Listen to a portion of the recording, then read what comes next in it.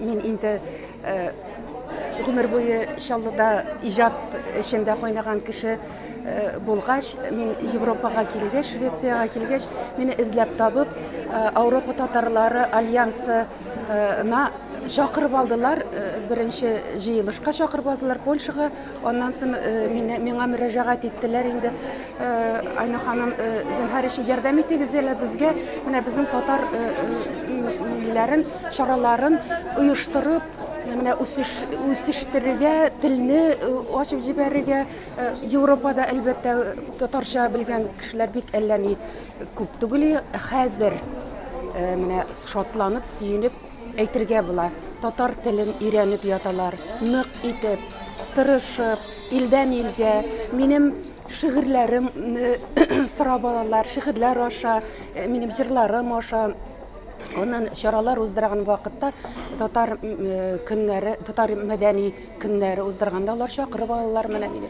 Без инде 4 тапкыр Европа күләмендә сабан туйлары уздырдык. То бер илдә, то икенче илдә аны менә сценарийлар язып, режиссировать итеп алып барышырга да туры килә. Анда инде безнең милли ризыкларыбыз, милли киемнәр барысы да киеп килә. Сөйләшәләр үз телебездә, җырлашабыз, биебез. Менә ул ачылып ята. Европада һич татарча белмәгәннәрдә тырышып сөйләшергә, менә һәм дә үзебезнең җырларыбызны, шигырьләребезне ятларга. Бик чытыр, бик тырышлары бар. Менә Ригада Ләйсәне белән Ринат аларны бик мактарга, алар хәтта шушы татар диаспорасы гына түгел, алар хәтта китаплар чыгаралар. Менә Муса Җәлил турында, Абдулла Тукай турында миннән сорап алдылар, минем шигырьләремне керттеләр китапларына. Аннан соң менә бик яхшы тырышып бүтән эшләрен күрсәтеп ята. Германиядә Венера аны ишетеп беләсез инде. Искитмәле, сәләтле һәм дә менә журналистик телләр белән сөйләшә торган Бельгиядә Лилия Валеева, аның эшләре менә яңгырап тора инде, бик матур эшләр эшли. Франциядә Альфия Айзатова, улар менә сабантуйлар уздыралар. Ришат аның янына кушылып китте. Аннан соң менә минең әле Европа күләмендә беренче Европа татар кызы дигән бәйгене уздырганнан соң кызлар кушылып киттеләр. Менә аларны тырышып, алар белмиләр исәнмесез дигән сүзне кайсылары. Менә хәзер сөйләшәләр дә, һәм дә сабантуйларда катнашалар, алып барышалар да.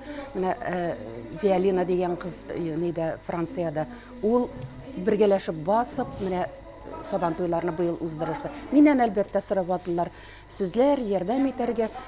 Бик мактап, яхшы сүзләр белән әйтәсем килә. Австрияда Рива турында. Ул үзенең янына яшь кызлар именне җыя. Ул кызлар җыелышып, милли ризыклар пешерергә өйрәнә, милли чигүләр чигергә өйрәнә, милли эшләребезне башкарырга өйрәнә. Менә аның янында ул яхшы итеп сөйләшә, үзе дә шайтып менә шундый кешеләр янында җыелып яталар.